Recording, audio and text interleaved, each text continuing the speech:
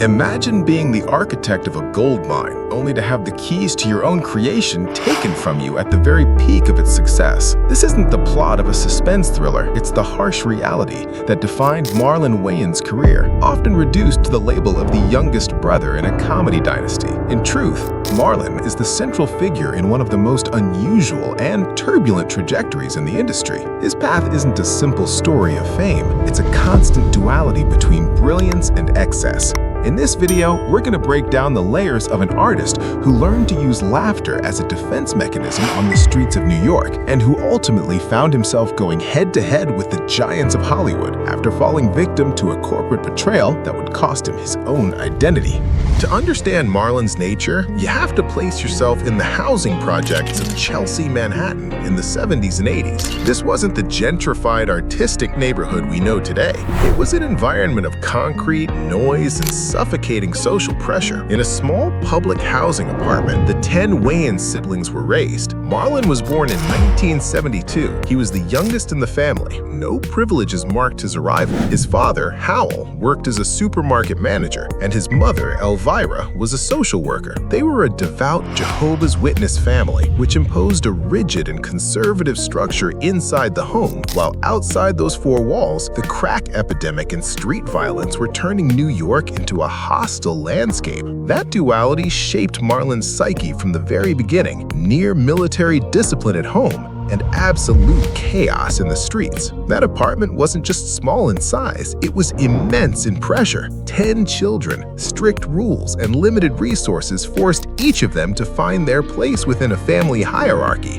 where talent went from being optional to essential. In that environment, silence wasn't a viable option. Standing out meant existing, and for Marlon, that meant developing a presence that was impossible to ignore even within his own home. Being the youngest brother in the Wayans dynasty didn't mean being the favorite. It meant being the fastest, the one who had to learn how to defend himself. His older brothers, especially Kenan and Damon, were already building a creative empire while Marlon was still in elementary school. The dinner table wasn't just a place to eat, it was a training ground. In the Wayans family, if you weren't funny, you didn't get heard. Humor wasn't seen as a hobby. Marlon described his childhood as a 24-hour comedy school, where the competition for his parents' and older siblings' attention was relentless. But growing up in that dynamic came with an invisible cost. It wasn't enough to be funny, he had to be different. His older brothers had already established distinct styles, memorable characters, and an almost unreachable standard. For Marlon, being good wasn't enough. He had to constantly reinvent how he made people laugh, finding an angle that hadn't already been explored within his own family. Marlon realized early on that his ability to exaggerate expressions and transform his face was a unique asset. In the neighborhood, where any weakness could be exploited, he used comedy to diffuse tense situations. However, this skill masked a deep sensitivity that few people noticed. While his brothers were chasing commercial success, Marlon was absorbing every detail of life in the projects: the tragedies, the neighbors' addictions, and the irony of trying to be happy in a place designed for survival. Despite the harsh environment, Marlon had an academic and artistic ambition that led him to the prestigious Fialoro H. LaGuardia High School of Music and Art and Performing Arts. This became a crucial turning point. In the mornings, he was surrounded by the children of New York's artistic elite, studying technique, drama, and physical expression. In the afternoons, he returned to the Chelsea projects, where he had to hide that academic training to maintain his credibility on the streets. This dual existence gave him a unique versatility, the technique of a conservatory-trained actor blended with the raw edge of the streets. In the early 90s, American television went through a cultural earthquake called In Living Color, created by his brother Kenan Wayans. The show wasn't just a sketch series, it was a bold statement that challenged the dominance of Saturday Night Live. Marlon joined during its final seasons, bringing a chaotic physical energy that set him apart from his older brothers. However, the real turning point came in 1995 with the sitcom The Wayans Bros, where Marlon and his brother Sean played exaggerated versions of themselves. For 5 seasons, their chemistry drove the series, but it also became the laboratory where Marlon refined a style of comedy that the industry would begin to view with a mix of envy and disdain. While audiences loved him, part of the critical establishment started to argue that his humor was too raw, too too street. You have to understand that the impact of In Living Color went far beyond entertainment. It was one of the first spaces on television where African-American talent didn't just have visibility,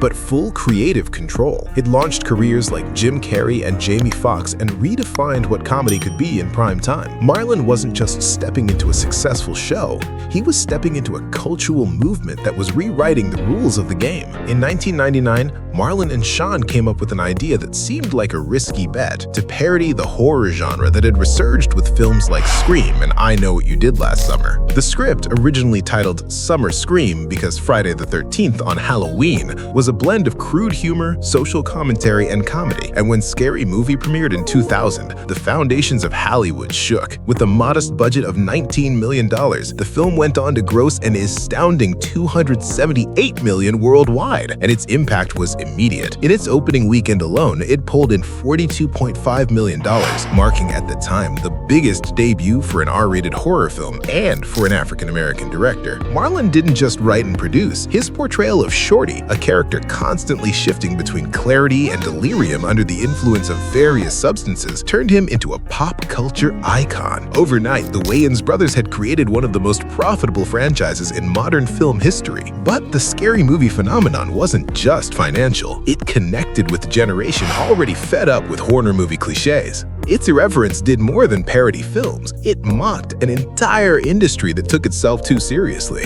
That boldness is exactly what made it a global success. But behind the success and the millions, one of the most infamous betrayals in the industry was taking shape.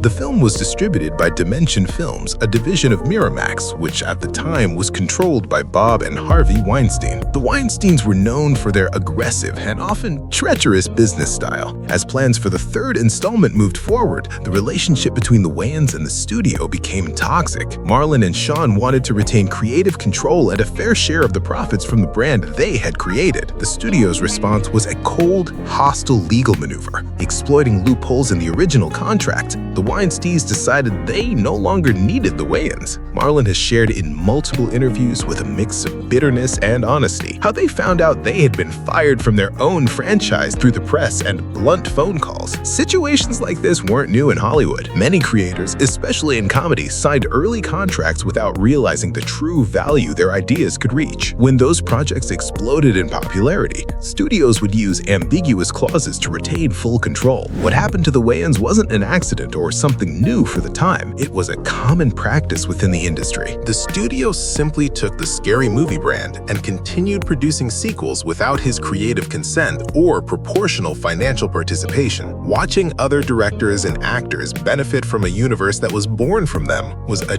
devastating blow. That period left a deep mark on Marlon. The industry had shown him its darkest side, fine print in contracts, and a complete lack of loyalty. And it wasn't the first time the industry had shown him that face. Years earlier, even before Scary Movie, Hollywood had already opened a massive door for him, only to slam it shut in his face. Marlon had been signed to play Robin alongside Michael Keaton in one of the Batman versions developed by Tim Burton. The character was ultimately cut due to an overcrowded cast. Years later, when Burton planned another installment, his name resurfaced in the contracts. But the project shifted direction. Burton left, Joel Schumacher took over, and the role ended up going to Chris O'Donnell. Marlon never set foot on set. However, due to contractual terms, he received a payment, and to this day, still collects royalties from a film in which he didn't appear for a single second. From that point on, his career took an erratic turn. On one hand, he accepted purely commercial projects to maintain his financial independence, and on the other, he began pursuing roles that would allow him to showcase a vulnerability that audiences from his comedies never imagined he possessed. The year 2000 wasn't just the year Marlon Wayans dominated the global box office with Scary Movie. It was also the year he delivered one of the rawest and most honest dramatic performances of his career. While audiences saw him as the face of unrestrained comedy, director Darren Aronofsky cast him in one of the darkest and most disturbing masterpieces in film history, Requiem for a Dream. For Marlon, the role of Tyrone C. Love wasn't a casual choice. It was a full immersion. There was no room here for parody or the exaggerated expressions that defined his brand. Tyrone was a man trapped in a spiral of addiction, someone who, despite his dreams of upward mobility, watched his world collapse under the weight of heroin and despair.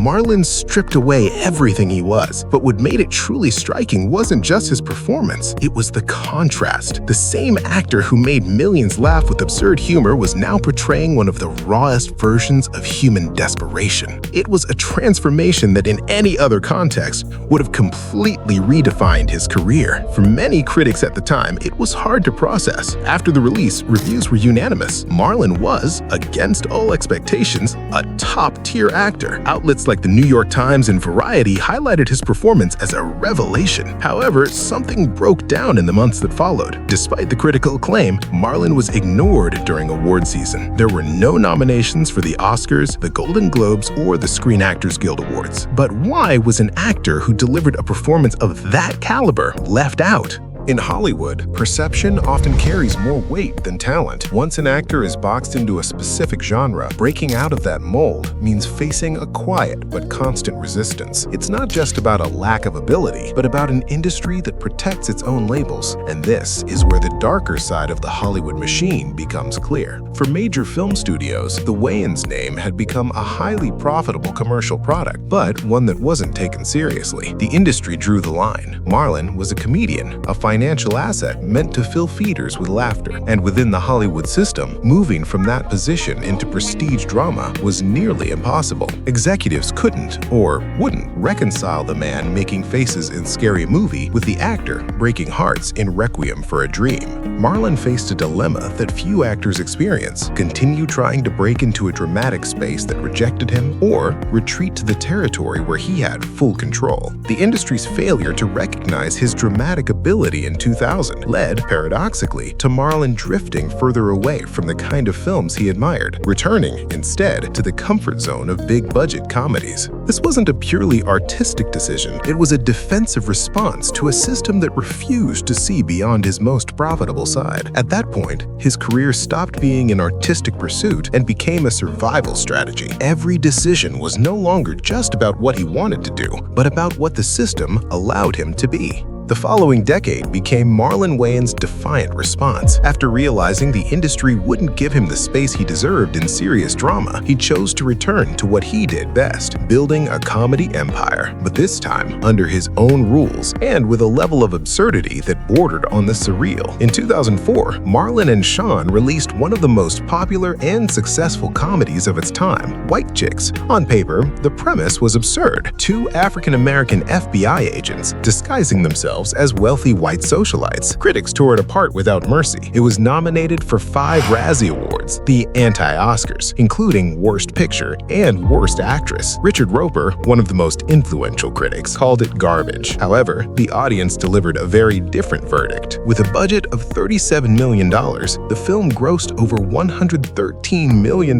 worldwide. But the real success wasn't in theaters, it was in pop culture. Years later, White Chicks became a cult classic, especially in Latin America and within the African American community, where scenes of Marlon singing or dancing in the club are legendary. Marlon understood something critics ignored. Physical comedy, when executed with total commitment, transcends taste and becomes pure joy. Over time, the film stopped being measured by critical reception and started being measured by its staying power. Lines, scenes, and gestures became embedded in popular culture, proving that the impact of a comedy isn't always defined at release, but by its ability to stay alive in collective memory. In 2006, the formula continued with Little Man, using visual effects to portray a criminal in a baby's body. Marlon pushed the boundaries of the bizarre. This is where the shadows of his success begin to show. The film, while profitable, grossing over $100 million, started to erode his public image among serious directors. Marlon was winning the financial battle, but at a high cost. His face became permanently associated with a type of crude humor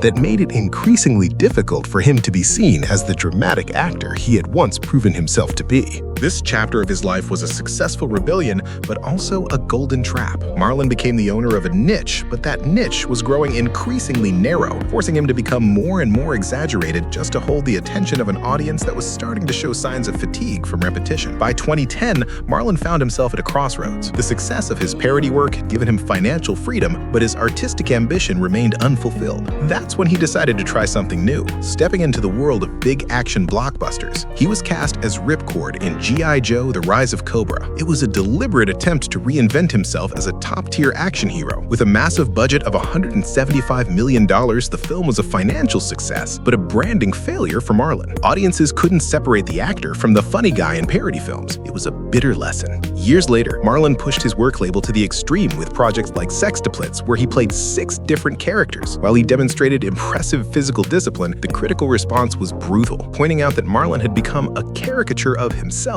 It seemed like his career was destined to loop endlessly through costumes and exaggerated personas until a personal event shifted his perspective: the loss of his parents and the growth of his children. Away from the film cameras, Marlon found a new voice on the stand-up stage. In specials like Wokish and God Loves Me, audiences finally met the real man. No baby costumes, no wigs. Marlon spoke with raw honesty about grief, the pressure of his last name, and the darker sides of his career. Unlike his previous phases, this time there were no characters, no masks. It was the first time Marlon wasn't playing someone else. He was exposing himself. And paradoxically, it was that vulnerability that finally gave him back the respect the industry had denied him for years. This new emotional exposure, this time without a fictional script, caught the attention of top-tier directors once again. It allowed Marlon to experience an unexpected resurgence in recent years. Sofia Coppola brought him into On the Rocks, and Ben Affleck cast him in Air, where he delivered a strikingly real performance in the biographical film about Aretha Franklin, Respect. Marlon wasn't trying to outdo himself. He was simply allowing the world to see the actor who had always been there, hidden beneath layers of irreverent humor. In one of his most recent moves, he took another unexpected step, starring in Him, a psychological horror thriller produced by Monkey Paw Productions, the company founded by Jordan Peele. Marlon plays a former quarterback running an isolated training facility. There are no costumes, no parody, just a man carrying the weight of a dark character on screen. For many, this role marks a turning point, further proof that comedians can also inhabit far more unsettling territory. After more than 2 decades of distance, the question echoing across the industry is inevitable: why return to the franchise where you were betrayed? For Marlon Wayans, the answer doesn't lie in financial need, but in a deeper shift within Hollywood's power structure. The main reason behind the Wayans' return to Scary Movie has a clear name: the professional downfall of the Weinstein brothers. The architects of the original creative theft are no longer part of the equation. With the collapse of Miramax under its former leadership and the arrival of new executives at Paramount and the current Miramax, the toxic environment that once pushed Marlon and his brothers out has finally been cleared. For Marlon, this return isn't a surrender, it's a strategic victory. The studio was forced to admit, after years of mediocre sequels that failed to capture the essence of the originals, that the brand means nothing without the DNA of its creators. The new executives didn't approach Marlon just to put his face back on screen. They brought him back to reclaim his role as the creative architect of the project, giving him the control and respect he was denied in the past. Returning to Scary Movie is, in essence, about reclaiming something that was taken from him. Over the years, Marlon has proven he possesses an artistic sensitivity capable of delivering powerful drama, along with a sharp, precise mind in stand-up. Coming back now with all that accumulated experience is his way of closing a chapter of professional pain. He's not returning as the young actor looking for a break, but as a seasoned veteran who has proven his range across multiple genres and who now chooses to return home and bring the humor with him. If you found this video interesting, make sure to like it and share it with your friends. That really helps me keep creating more content. And if you're new here, consider subscribing to the channel. And don't forget to turn on notifications so you don't miss the next videos. That's all for now. See you in the next one.